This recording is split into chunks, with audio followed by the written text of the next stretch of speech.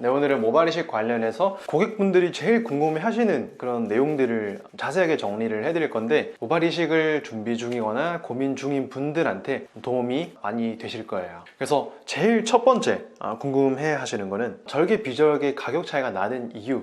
일단 절개면 저렴하고 비절개면 비쌀 거라고 생각을 하시는데, 절개는 모수가 적든 많든 내가 필요한 부분을 절개하고 봉합하는 데 걸리는 시간이 크게 차이가 나지 않고요. 반면에 비절개는 모수가 많아질수록 시간이 더 오래 걸려요. 왜냐면 모낭 하나하나를 이 펀치를 통해서 뽑아야 되기 때문에, 의료진의 그 노동과 시간 투자가 많아지기 때문에 그렇다. 피로도도 그만큼 높아지거든요. 그리고 두 번째는 절개, 비절개 중에 어떤 방법이 더 좋은가에 대한 질문인데, 고객님들마다 어떤 걸 더 선호하시는지에 따라서 대답이 좀 달라지는데, 절개는 크든 작든 이렇게 선형 흉터가 남기 때문에 평소에 이렇게 뒷머리를 많이 짧게 하고 다니는 분들은 비절개를 추천드리고요. 남자든 여자든 이렇게 뒷머리가 길고 비용이 중요한 분들, 또는 이식 면적이 넓어서 대량 이식이 필요한 분들께는 절개 방식을 추천드리기도 합니다. 고객님들이 중요하게 생각하는 그 포인트에 따라서 절개가 낫다, 비절개가 낫다 달라질 수 있는 거예요. 수술하고 나서 티가 나지 않았으면 좋겠어요 하는 분들은 비절개라고 하더라도 라인컷, 마이크로컷 이렇게 티나지 않게 할 수 있는 비절개 방법이 충분히 많이 개발이 되어 있고요. 그리고 절개도 딱 필요한 부분만 도려내고 봉합하면 되기 때문에 모발 채취를 하고 나서 사회생활이 불가능하다거나 이런 건 없습니다. 그래서 엊그저께 어떤 한 분이 절개가 조금 더 생착률이 낮지 않나요? 라고 여쭤보시는데, 예전에는 비절개에 대한 기술이 많이 발달하지 않았기 때문에 절개가 좀 더 낫다, 나은 경향이 확실히 있긴 했어요. 근데 요즘은 모낭 손상을 예방할 수 있는 그런 고급 팁들이 많이 개발되어 있고, 그리고 어떻게 하면 모낭 손상을 예방할 수 있는지 의사들의 술기도 많이 올라갔기 때문에 절개랑 비절개랑 그 생착률에 있어서 크게 차이가 없다라고 보시는 게 맞아요. 자, 그리고 네 번째, 절개라는 단어가 주는 느낌 때문에 왠지 절개가 회복 기간이 더 길고 회복이 더 어려울 거라고 생각하시는 분들이 많은데, 비절개는 내가 필요한 그 모낭의 단위만큼 여러 군데 넓게 채취하기 때문에 그 상처가 비절개가 더 넓은 거예요. 그래서 은근히 비절개를 하신 분들이 뒤에 따끔따끔거리는 느낌이나 이런 불편함들을 더 오래 호소하시는 경우도 있고, 절개는 수술하고 2주 뒤에 실밥을 뽑아야 한다는 그런 번거로움이 있지만, 통증이나 가려움 등 그 회복 기간은 사람에 따라서 많이 달라질 수 있다. 자, 그리고 모발 이식을 하는 방법에 따라서도 그 결과가 좀 다를 수 있다라고 생각을 하시는 분들이 있는데, 슬립보다는 식모기가 의사가 처음부터 끝까지 할 수밖에 없는 구조기도 하고, 그리고 의사가 의도하는 그 방향과 그 각도를 더 세밀하게 조절할 수 있기 때문에 저는 식모기를 더 강력하게 추천하는 거예요. 어떤 방법이든 이식을 집도하는 의사가 디자인을 얼마나 디테일하게 이쁘게 해주고, 그 디자인 그대로 실제로 또 구현해내고 이쁘게 세심하게 심어주는가가 제일 중요한 거예요. 그래서 이렇게 채취 방법과 이식 방법에 따라서 이런 것들을 꼭 알아야 되는구나, 머릿속에 꼭 담아 두시고 모발 이식 계획을 세우시면 되는 거예요. 그래서 모발 이식을 하기 전에 특별하게 준비해야 되는 거는, 출혈 경향을 높일 수 있는 오메가3라거나 아스피린 약물들을 사전에 중단을 해 주셔야 되는데, 약물을 그대로 먹으면서 오면 큰일이 나는 건 아니지만 집도하는 의사나 간호쌤들이 굉장히 힘들어 할 수 있습니다. 가장 이상적인 거는 미리 고객님들께서 그런 약물을 중단하고 오시는 게 좋다는 거죠. 그거 말고 또 한 가지는 너무 겁먹지 않는 거. 대부분의 분들이 수술방에 들어가서 막상 마취를 끝내면 생각보다 할만하다는 분들이 거의 대부분이거든요. 수술이라고 생각을 하시기보다는 시술이라고 생각을 하시고 너무 과도하게 긴장하고 겁먹을 필요는 없으시다.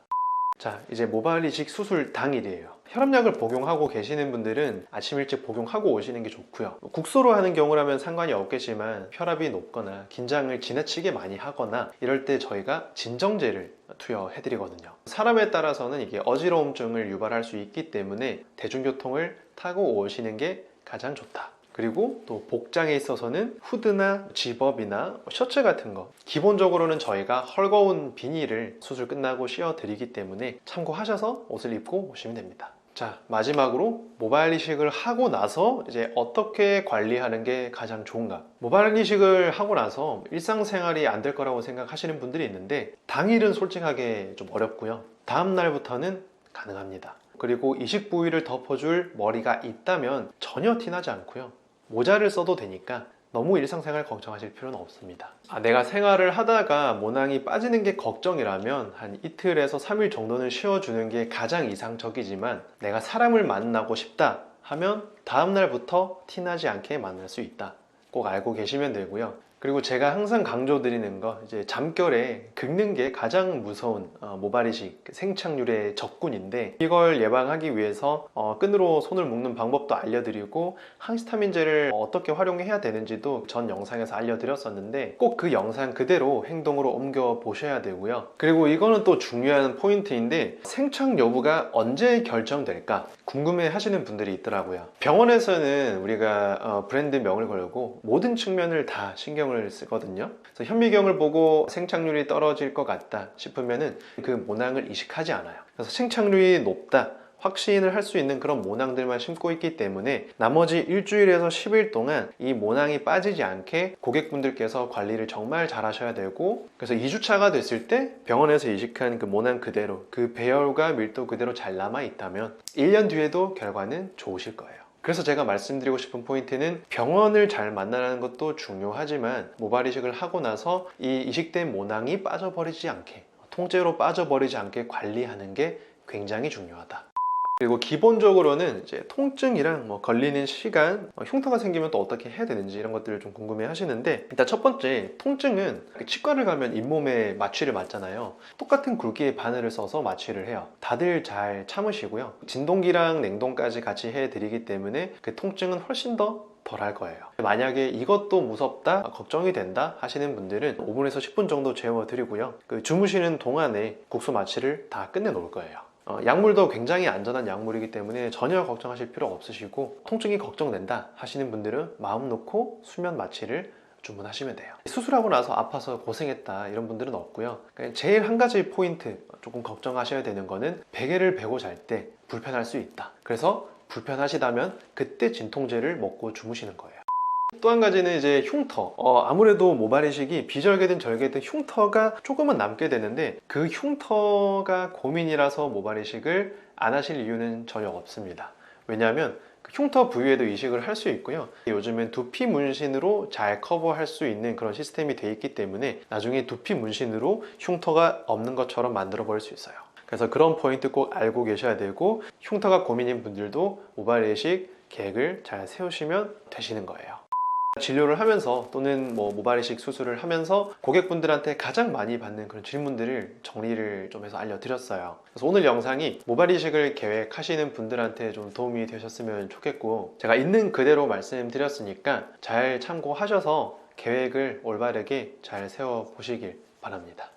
저는 다음 영상에서 또 좋은 영상으로 인사드릴게요. 감사합니다.